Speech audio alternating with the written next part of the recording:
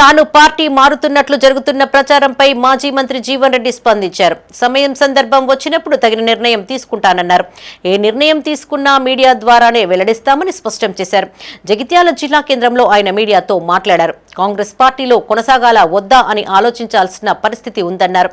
ఈ విషయంపై ఇప్పటి వరకు ఎలాంటి నిర్ణయం తీసుకోలేదన్నారు. ఇప్పుడు దీని సంగతి దీనికి పార్టీ మార్పిడికి సంబంధమా?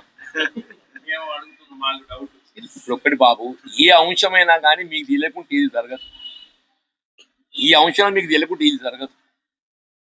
అరే నేను మున్సిపల్ ఎన్నికల ఫలితాలు వెలువడ్డ నాడే చెప్పాను. నేను అంటే చైర్పర్సన్ ప్రకటింపబడ్డ నాడే కాంగ్రెస్ పార్టీలో కొనసాగడం కొంత ఆలోచించుకునే పరిస్థితి ఏర్పడ్డది అని చెప్పి నానాడే చెప్పాను.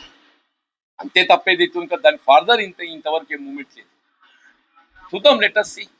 ఎదురున్నా కానీ ఏదైతుందో మా మిత్రులు ఉన్నారు, మీరు ఉన్నారు. సమయం సందర్భం వచ్చినప్పుడు ఏదైతుందో ఏ నిర్ణయం తీసుకున్నా మీ ద్వారానే వెలువ.